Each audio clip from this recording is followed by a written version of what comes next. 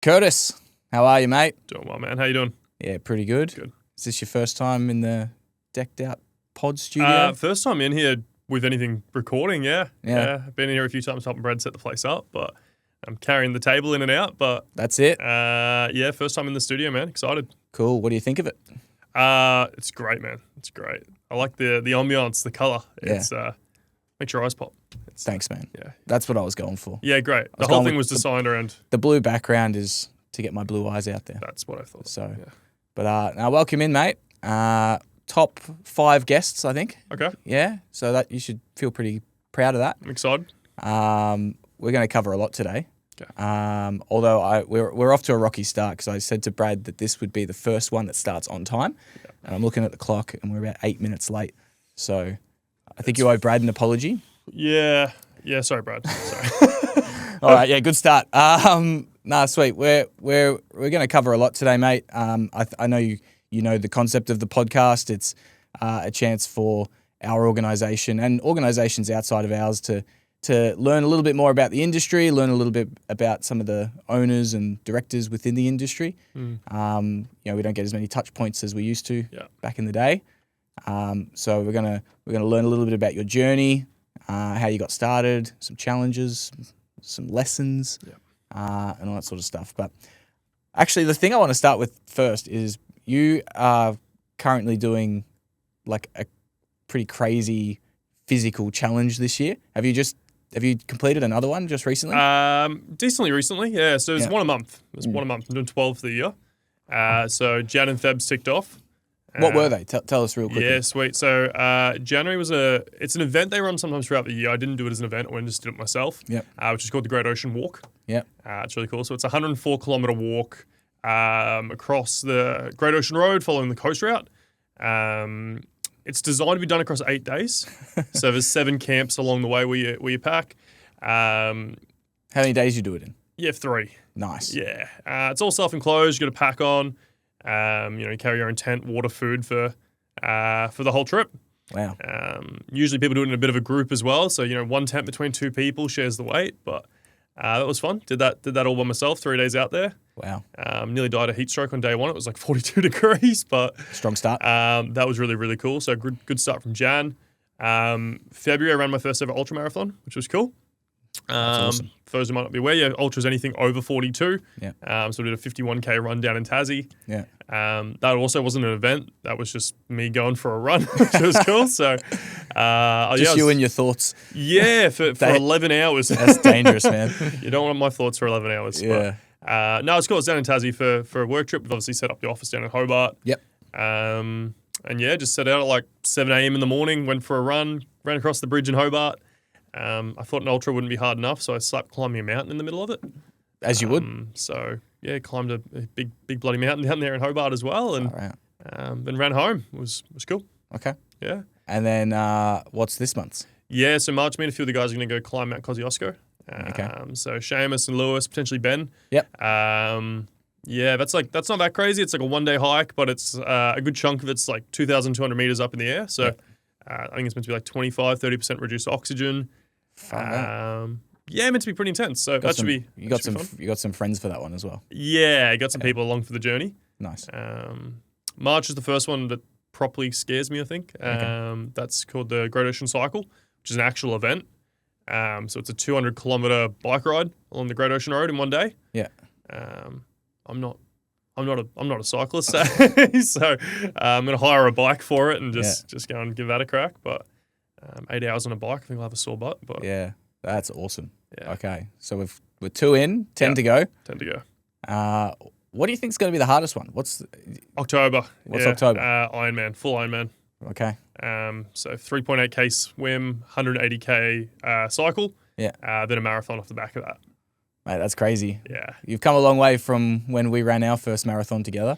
First 10k together, mate. First 10k, that's right. We barely made it through the 10k. I think it was 10k, and I just fell on the ground. Yeah. You guys were doing all right. I was a puddle. Yeah. Well, I remember with the marathon in the Gold Coast, you stopped halfway for a traveller pie. Yeah. I'd run out of gels, and it was about the 30k mark, and I was I was hungry, hey. Yeah. So I nipped into a 7-Eleven and bought a traveller meat pie. Oh, that's hilarious. But we got the job done. We got the That's job all done. That matters. We completed. That's all that matters. We completed. And now you're from that to completing ultra marathons and Ironmans and climb mountains. And it's funny shit. now that I'm training for those, I'm realizing the nutrition for these events is actually not that dissimilar to just eating a traveller meat pie. Okay. You need to just eat while you do any sort of endurance activity. Just get the carbs in. Yeah. So when I did that ultra in Feb, I bought hot cross buns. Okay. And I had hot cross buns that were filled with like caramel syrup in the middle of them. Okay. And I ate them during the trip. The Great Ocean Road hike, I bought a big fruit loaf with me, and I was eating fruit loaf for breakfast every morning. Okay. And while I'm walking throughout the day, you do any research into any like long endurance activities? Like, you need to eat throughout, heavy carbs. Okay. Just it's not what you think. Not When you think healthy. elite athlete, you're like, oh, it's gonna be some really precise diet, and they do that leading up to it. But during the event, the guys are just like eating Smashing snakes anything, and lollies and Well, I guess it's just whatever you can burn, right? yeah. So Okay. the Awesome. traveller meat pie was actually an elite athlete decision. Just Smart. Want to That's what I missed. Yeah. That's what I should have done. So that's my bad. That's my bad. Next time. Love it. Sponsor me. sponsor, Traveller yeah. meat pie. Mate, yeah, get around it. Love it. All right, well, that's cool. That's a good start. Yeah. Well, like I said, the goal of this pod is to learn a little bit more about the person, behind the owner, so to speak, right? So, we're gonna dive into your story now. We're not gonna go back to when we first met though, because we've known each other for about 8 years now, I think. Yeah. 2018. Late 17, but yeah, pretty much. Okay, Yeah. cool. We're going to go back a little bit further and understand who Curtis Mackie is. So, Right. take us back to your childhood, mate. Let us know where you grew up. Right. What was life like for little? Or actually, were you ever little? You've always been very big. No, I came out this size actually. Yeah. Okay. Nice. So tell me what life was like for little Curtis. Yeah, geez, that sounds like a question my therapist asked, but That's all right. This can be therapy. Nah, it's cool, man. So I grew up in a small town called Lakes Entrance. Yeah. For those unaware, it's like 4.5, 5 hours outside of Melbourne, along the coast. Beautiful little beach town. Yep. If you tried to drive to Sydney from Melbourne, you'd go through it hopefully. But it's like 6,000-7,000 people, and half the town's retired. Yeah. So yeah, not a lot going on. It was cool. Mum owned the local pizza shop. Dad's a concreter. So I spent some of summer breaks pushed around concrete, and the rest of my time, sleeping on the flour bags out the back of the pizza shop. When you go into a store like that, and there's like a 5-year-old kid running around trying to take your orders. You were that kid? That was me, man. That was me. Yeah. So when you weren't at school, you were basically at the pizza shop? Correct. Yeah. I don't think I had a home cooked meal for maybe like 5 years straight there. Yeah, right. Every kid's dream, right? Pizza and fish and chips for dinner every night. Yeah. It's a miracle I wasn't obese. Yeah. But yeah, that was cool. Learned a lot there. It's funny. I think small towns have this. Everyone thinks that everything's slower in small towns. Like that's kind of the thing people talk about. Oh, you go out into a country town, everything runs a bit slower. I think that's true after a certain point, but I actually think things are more accelerated for people in their 20s. Right. Which is what I sort of started to see as I got to my late teens and 18, 19.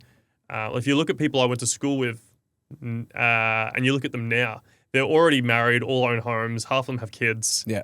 That part of life just seems to like compress, and people do that a lot quicker throughout their 20s. And yep. Then they get to this point and it's kind of like they've ticked off all those massive milestones that most people don't maybe tick off till they're 35, 40.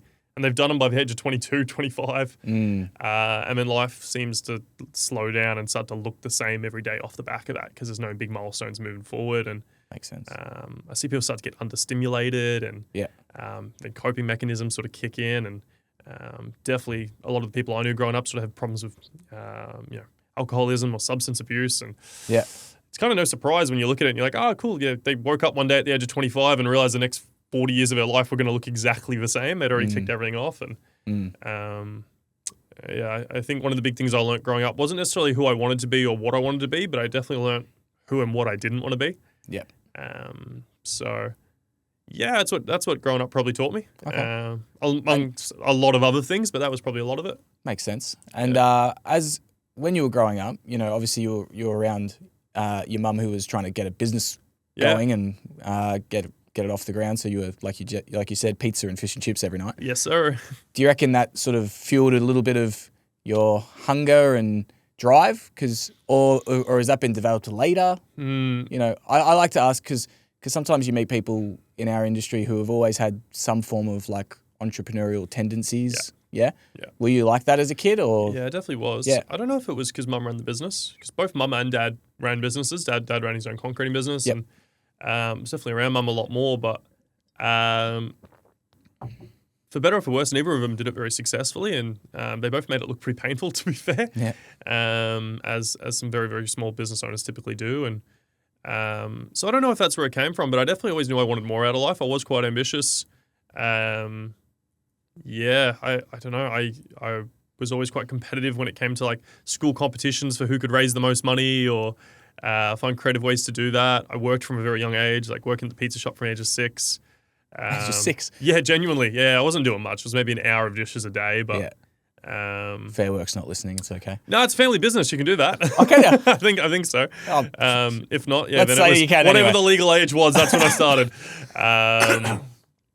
But then went on and worked at like KFC from the age of 14, 9 months, as soon as you can get a job there, sort of thing. And I definitely always knew I wanted more. I don't know if it was because mum ran the business, but I definitely learnt a lot about business from that. Yeah. Once again, maybe more in the realm of what I didn't want as opposed to what I did, though. Yeah. So you're more driven by who you didn't want to become rather than who you were trying to become. Yeah, correct. Yeah. I can relate to that. Yeah. Very cool. Okay. And do you think that drive is what drove the decision to find yourself in Melbourne when you were 18? Yeah, man. So talk us through that. Yeah, man. I was 1 week after turning 19 is when I moved to Melbourne. So the decision was made when I was 18, but I made it pretty quick, to be fair. Yeah. I woke up one day and I was like, I need to get out of here. If I don't leave, I might spend the rest of my life in this town. And look, nothing wrong with that. I just knew it wasn't what I was going to want. Yep. So yeah, about 3 weeks later, I moved to Melbourne. Yeah. Original plan was to go off to uni and study. You know, I think that's when you know you want something more and you leave your country town. I think every 18, 19-year-old goes, maybe it's university. That's probably what I'll do. Yeah. So I'd looked into that. I wasn't really sure what I was going to study. It was maybe engineering. I was good with math in school. But I knew I was going to need work, so I started applying for jobs, and that was sort of how I stumbled onto this. I just knew I was going to have to pay rent, right? So it was funny. I actually got the job working with Bua before I'd even moved to Melbourne. Okay. So I was planned to move on a Saturday. Yeah. So make the 4.5 hour drive to Melbourne with all my things, moved down, and I got a call on the Thursday that there was going to be an interview on the Friday. I was like, I don't actually move to the weekend. Could we do it next week? And they're like, the interview's Friday. Hey, it was actually Anna that did the call, and she was like, you can make it, yeah? I'm like, yeah, sweet, whatever. So I drove the 4.5 hours down for the interview, did the interview, drove the 4.5 hours back, got the phone call that night that I'd got the job, which was pretty cool. That's awesome. Next morning, woke up, packed my bags and all my stuff, and drove the 4.5 hours back to Melbourne again and moved into my house. So, right. So about 14 hours of driving in 2 days. Yeah, it was a bit. It's funny, I'm quite involved in the recruitment process now, and sometimes people are like, I don't know if I can make it in for the interview. It's a little bit of travel, or I've got this going on, and it's like everyone's got their own things, but I always just laugh about it. I'm like, if you wanted it, you'd drive the 4 hours, you drive the hour. Correct. Yeah. Okay. So, that's how I ended up in Melbourne. Yeah. Right. Okay. And then, tell us your initial journey starting in sales. Were you a bit of a natural? Were you a bit of a rough diamond? Were you terrible like me and had to work really, really hard? What was your first handful of months like? Yes, Yeah. all three. First couple of months. It's funny. I remember my interview quite prominently. I was quite sold on this very, very quickly. Yeah. I joke around and say I was actually sold that this was the career I wanted to do the quickest out of anyone. It happened in the interview for me. And I talk a little bit about the environment I grew up in, and I think examples is a key word in this. Like, I had some good examples in some areas, but no examples of who I wanted to be. And I remember vividly meeting Daryl in the interview process, and hopefully he doesn't ever watch this because I'm about to say something nice about him. But Yeah. at that time, I think he might have been the most impressive example of the type of person I would become that I'd ever met. And the more the role was explained to me throughout the interview process, the more at that time I believed it was getting explained as, hey, this is a training camp to become more like him. And I've come to learn later on that that's not exactly true. It was more of a training camp to become a better version of myself. Yeah.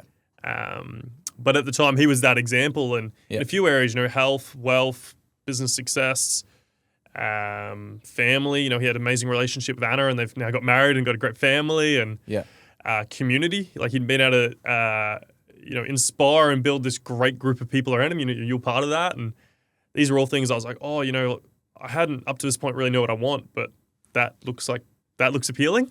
Yeah. So I was pretty bought in on the industry pretty quickly from the interview. Okay. I was like, yeah, this is the thing I'm doing. Yep. Came into sales, and I would say I was a bit of a natural. I have a background in acting. I pick up scripts quite quickly. Yep. I was a bit of a natural when it came to sales when things were good. So when I say yes to all three, it was because I did have my challenges and my struggles as well. I wasn't a complete natural. On the good days, I think I excelled, but I had just as many bad days. And I think part of that came down to I was 19, had just moved to Melbourne from a small country town. Everything was new to me. I was bad with money. I had no discipline or routines. I joke about sleeping on the flour bags at the back of the pizza shop, but we quite often would leave at like 11, midnight, 1 a.m. Then I'd be up at 6, 7 a.m. for school sort of thing. So I had no good sleep routines that had been embedded in me. No good diet. School had come quite naturally to me. I didn't necessarily excel because I didn't apply myself. It had come naturally. So I had no study habits. So I wasn't used to practicing and training for things. And the days where things sort of went my way, I absolutely excelled in sales. And the rest of the time, my floor was very, very low. Yeah. Would you say that was your biggest challenge when you were learning? By far. Yeah. By far. That self-management piece, learning how to raise my floor, and not just sales, but in other areas in life. Like what was the minimum amount of sleep I was going to allow myself to get each night? Yeah. What was the minimum amount of junk food maximum amount I was allowed to take in a week? And I probably still haven't sorted that piece out completely, but we're all working on it. Yeah. hence the lovely diet and the ultras, but raising that floor and building a bit of consistency for myself was by far the biggest challenge. Yeah. And you think that the way you sort of overcame that was through habits completely outside of the field? Is that what you learned? Yeah, 100%. Yeah. Sadly, I didn't make that development until much, much later, actually. I had to have things go significantly worse for myself, actually, before I sort of started to put that together. But by far, that's where it happened. Okay. It was a concept that we spoke about at one of our events. Might have been 2020 or 2021. It was a concept of like the lead domino. Yep. And we talk a lot about different goals fall into different pillars, right? You've got health goals, wealth goals. Some people have personal development goals in other areas, and education, business goals, financial goals, relationship goals, right? Yep. There's all these different pillars, and the idea is typically there's one that's a bit of a lead domino, and if you just focused 80% of your attention on that one and got that one right, it would probably catapult forward and tick off a lot of the others for you. And I think so many people have goals in 4, 5, 6 different areas of life, and they try to apply an even amount of energy to each of them, and they don't really make any progress in any of them.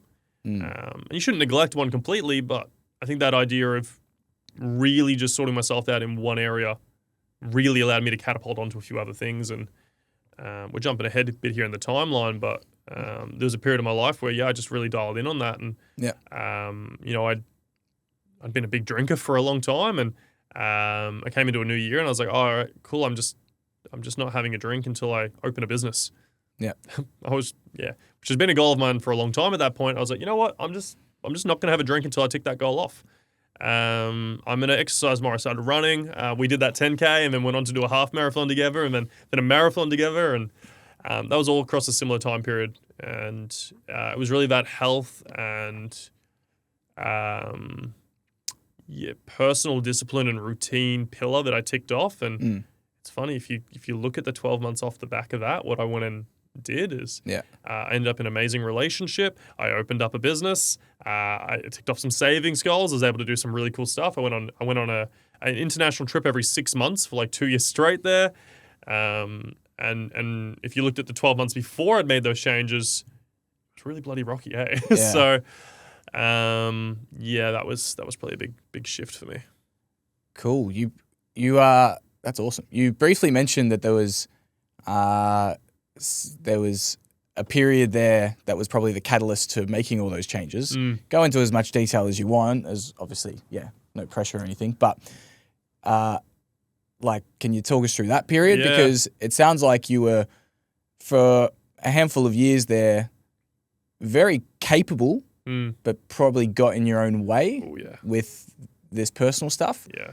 And then had this moment or handful of moments happen, and then off the back of that, habits change, opens a business, as you said, relationship, savings, travel. Yeah. But it probably happened, it was probably a result of an event or two? A couple, yeah. Yep. Yeah, it was probably 2 or 3. The first one's I actually I talked about coming into the game and struggling, and I actually ended up leaving. So the first time I came into the industry, I worked in the sales role for the better part of a year to maybe a year and a half, and did well in sales, moved into leadership roles, and I don't think I realized it then, but looking back on it, you can't lead other people if you couldn't lead yourself, and I definitely could not lead myself. So, I develop people and build teams, and it would all sort of fall apart, and I think I fell out of love with that process happening on repeat, and I didn't have a lot of patience, and I lost gratitude for what I was doing, and I just thought I was a lot better than I actually was. I ended up leaving. I ended up moving back home, moved back to Lakes Entrance. Okay. Back to comfort. Yeah. And that leaving and moving actually wasn't the catalyst. It's probably what happened next. I was convinced that I was going to absolutely nail it when I moved back home. Yeah. Because I did still have this mindset that I was better than I was, and I thought I'd learnt so much here in a year and a half, and I'd grown so much as a person, and I'd developed so much, and I was like, you know what, I'm going to move back to this small country town where living expenses are low. I'm going to get a well-paying job. I'm going to save more money than anyone else. I'm going to have better habits than any of my friends back home. I'm going to buy a property really quick within like 12 months, and then I'm going to make some money on that and just buy another one, and soon I'll be the king of Lakes Entrance. I'll own the whole place. Not what happened. Okay. Not what happened. And I think across the next 12 months moving back home, I realized that I hadn't grown as much as I thought I had. That a lot of the growth I'd seen in myself was probably just a product of the great environment I'd been in. Definitely got into partying a lot more, moving back home with my mates. Worked in a factory night shift, so it was like midnight till 8 a.m.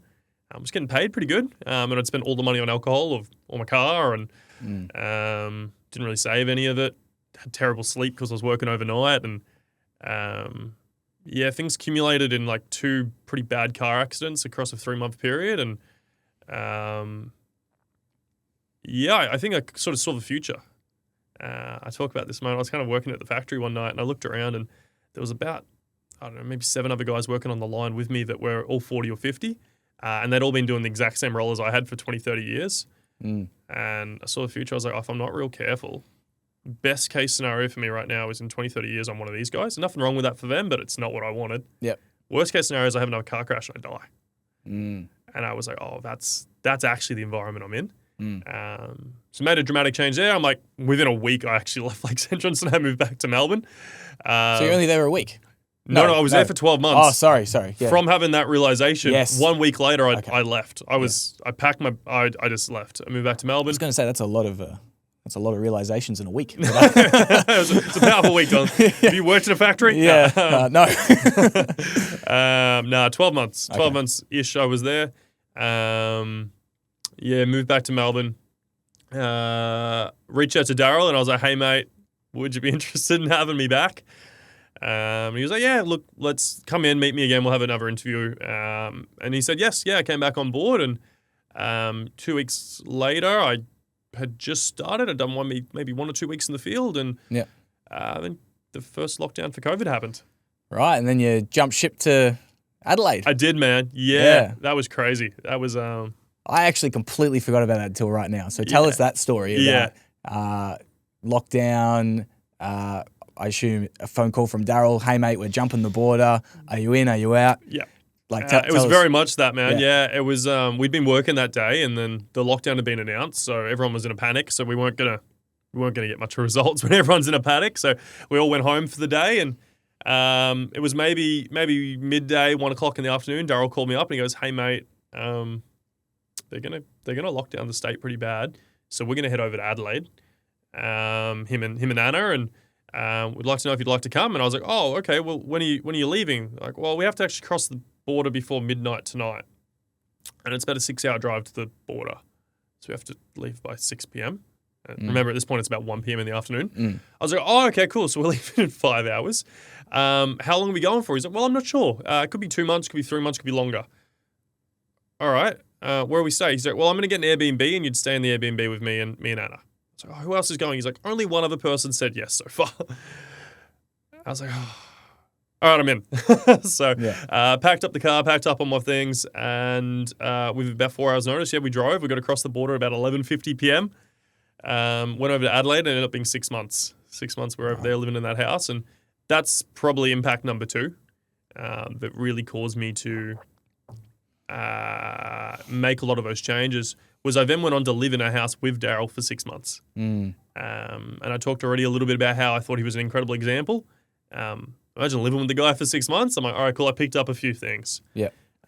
Definitely picked up a few things. It was a product of my environment in that way. And I think I probably got more growth out of that 6 months than I got out of the first year and a half I was in the industry, and probably the next year off the back of that even. Yeah.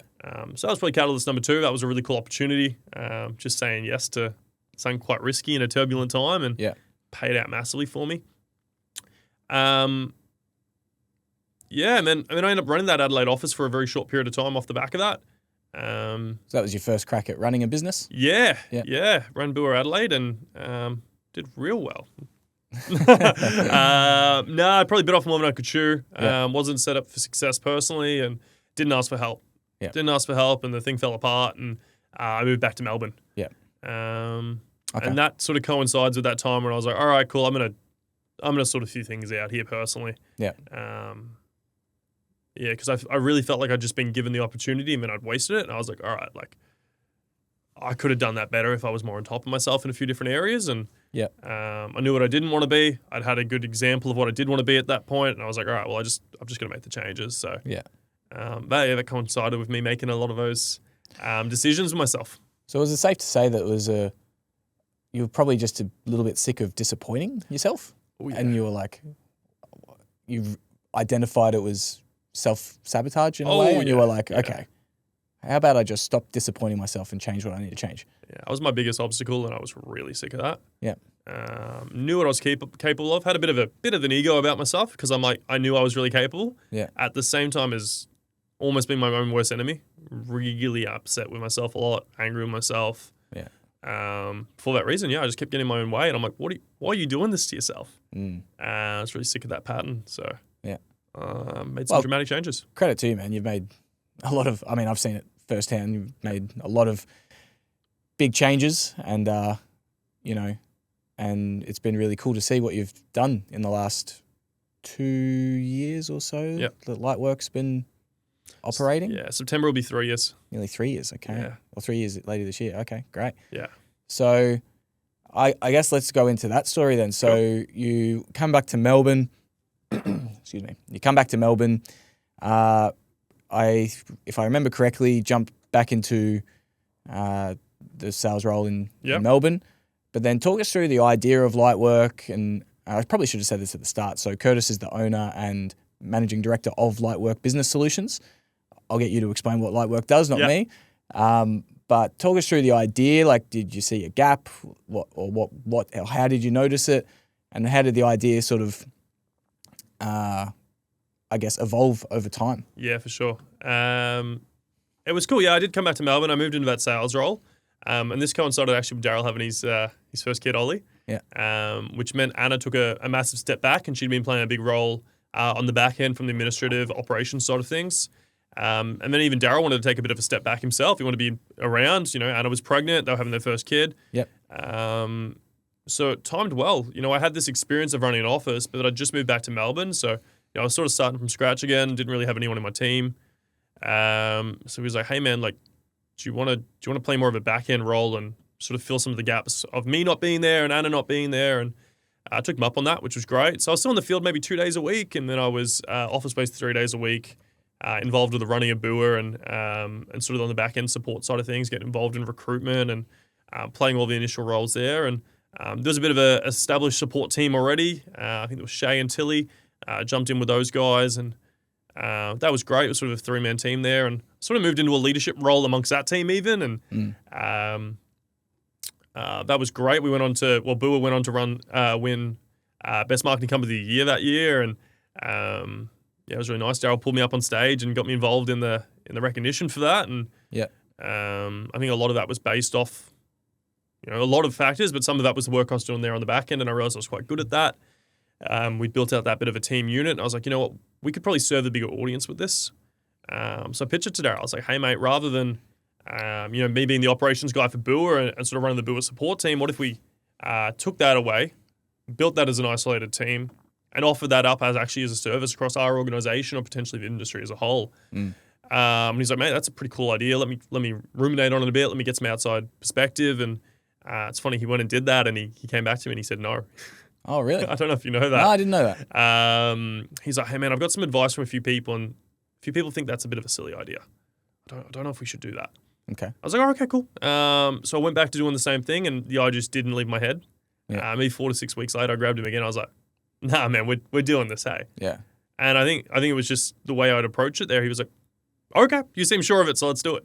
Yeah. Which was cool. So we fired ahead with that. That was the initial idea. Build an outsourced team that takes care of anything that a sales company would normally do themselves. It isn't sales and development of people. Right. So recruitment, logistics, road trips, site booking, territory organization, event planning, everything operational. We decided to outsource that as its own business, and it was cool. It started as a team of 3 people, working with 3 different companies, and it's grown massively. We're now a team of 10 people. We work across 6 different states here in Australia, working with 12 different entities, which is pretty cool for 2.5 years. Yeah. And the idea has sort of evolved. We still play that role, that outsource support business, maybe on a little bit of a bigger scale than we originally anticipated. And the idea for that moving forward is pretty exciting. We're looking to take it sort of into 3 arms. That's the first arm. We've established that quite well, and we'll continue to improve on that. It's got a lot of work that can be done on it and get better. But we're going to continue to grow that arm out and play that key role that we've played there. The second big one we want to do is sort of leveraging a skill set we've got in Lewis, which is one of our key players, and sort of co-owner now in the business. And he's got a background in data and data analytics, and a big love for systems and development in that area. So we want to build out an arm of the business which is sort of SaaS, software as a service, data back-end like that, and build out some systems that we can sort of license and utilize across the whole industry, or use as a competitive edge just within our organization, and potentially license those, sell those, make them transferable so they work across other industries, and really build out an arm of the business in that side. And the third side we want to build out is a sales team side of things. And, I've still got a bit of a love and a background in sales, and I work with salespeople all day. I think I'm pretty good at that. And this team we've currently built out in the support arm of things is quite phone based already from a recruitment and a site booking perspective. A lot of these guys are already operating very much like a call center. 7 hours a day they're on the phone. So in some ways I already effectively manage a call center, and I think I've got quite good at that. And I think we run an amazing team, and there's some incredible people within that. So I'm like, well, could we take that skill set that we clearly already have, and do a sideways pivot there and have a sales arm of the business as well. And who knows what we'd sell and to who, but over the phones, operating in that space and build out a sales arm. So that's sort of the vision for moving forward with it. So the idea's changed and grown a bit with time. Yeah, right. That's cool. Yeah, we were talking about that the other day. Yeah, what that call center could potentially look like. Yeah, it's exciting. Yeah, man. It's exciting. You're always thinking. The cogs are always turning. Yes, sir. Cogs are always turning. Yeah. Okay, so you've been running Litework now for nearly 3 years. Yeah. 3 years this year. I think the audience would be pretty keen to hear what is the biggest lesson that running that business has taught you. Because I just want to give a little bit of context here, because I see it almost every day, but a lot of people especially if they're in our organization and they're not in Melbourne. Yeah. Even the ones in Melbourne don't see it, but especially if they're not in Melbourne, they definitely don't see it. But you and your team are absolutely putting in the hours. Like you on a personal level, you're here almost before everyone every morning. You're pretty much the last one here every night. I know Lewis is doing the same thing up in Sydney. I know that a lot of the team are doing that as well, and they're sometimes working past. Yes. Or a lot of the time working past their shift times to get this thing rocking and rolling properly. Yeah. So what's the biggest lesson that running Litework has taught you? The idea of being a service-based business is quite deeply rooted in my character. I think that's part of why we were able to do it in the first place. I think, I talk about playing that ops role within Darryl's business. I was somewhat already doing that for, your business and a few other businesses at the time, even though that wasn't really my PD. And I think that's why when we tried to set up Litework, that was a bit of a no-brainer. Was like, well, you're already kind of serving multiple people. Yeah, you could probably do that as a business. So I think I already kind of knew on some level that taking a service-first approach can help you get ahead. And if you serve enough other people and help enough other people, you'll win as a byproduct. Yep. But running the business and actively still making that the primary focus when profits and profit margins can be thought about, or personal gain is way more personal. Still making that service first approach and focus. I think that's taught me on another level how much that has an impact for yourself.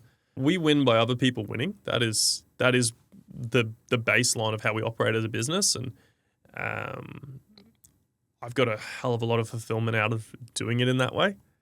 I'm trying to work out what the key lesson actually is in that, but I think just based on what you said, I think it's a very relatable lesson, because it's relatable whether you are running a business or if you're a new person in the field just trying to get good at sales. The second you start thinking about yourself and your personal gain, you lose. Yeah. So when we're in the field and we're going, I need to sell because of X, Y, Z, and I need to hit this goal because of me, or I need to train 10 people for my promotions, we don't get anywhere, do we? Yeah, no. We've all fallen into that trap because we're all selfish in a way, or we have self-interest at least, and we want to do well. We're ambitious. But when we put the focus on us, we lose. And it's just like the same in the field. If we put the focus on serving that customer and connecting and not trying to get everyone to buy, but just trying to connect with each individual, we'll find the buyers. Yeah. Because we found them through connection. And it's the same thing you're saying. If I can serve the companies, you said you work with 12 different entities across 6 states in Australia. If I can serve each one of those 12 entities and help them win, well, of course, my business is going to win off the back of it. But if I focus on how can I make just Litework win and charge this here or do that here or, whatever, then that's when you start to lose. Yeah. So I think that's a great lesson. It is, man. I think one of the key pieces on that service thing is trying to do it from a position of power and personal power. And what I mean by that is I think a lot of people are drawn towards service. You see people go into really service-based roles where it's like nursing, care-based roles. And I think for the most part, as humans, we are good people. And we want to help others and serve others. And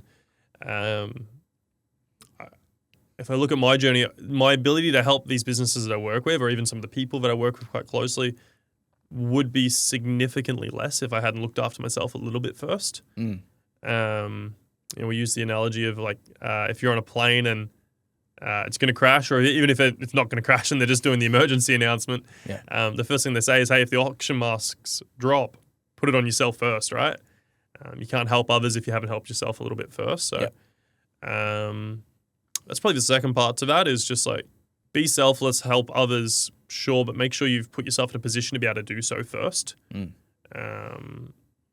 So I think that's, it's not necessarily a lesson I learned running the business, but it is something I look now back on and go, well, I wouldn't be able to do what I do now to the extent that I do it if I hadn't gone and nailed a few things beforehand. And Yep. it was funny. I was a little bit off last week. I just hadn't get my sleep schedule right. I think I was a bit worn out from a lot of the training I was doing. Yeah. And Daryl sort of called me on it a little bit. He was like, "Hey man, you all right? Like, not in a bad way. He's just, hey man, you all right? Like, I've just noticed you've been in a little bit later this week. Like, something wrong with your sleep." And I was like, "Oh, this is going on. I ran through a bunch of stuff." And he's like, "Mate, it's just so cool where your floor's at now. Like, I can tell you're off, but you being off is you showing up at 9 o'clock and still getting everything done. It was just like, you just weren't here at 6. So I thought something, it's like, it's just really cool that through so much development and focus on myself, my floor, my worst day is still pretty good. So I'm able to still serve others and have an impact for others." Yeah. Well, your worst day is still better than a lot of people's best days, if we're going to be blunt about it. Thanks, man. And that's not to make you sound arrogant or anything, but yeah, that's just because you put in the work. Yep. Yeah. All right, cool. I've got the final 5 questions for you, mate. Hit me. Couple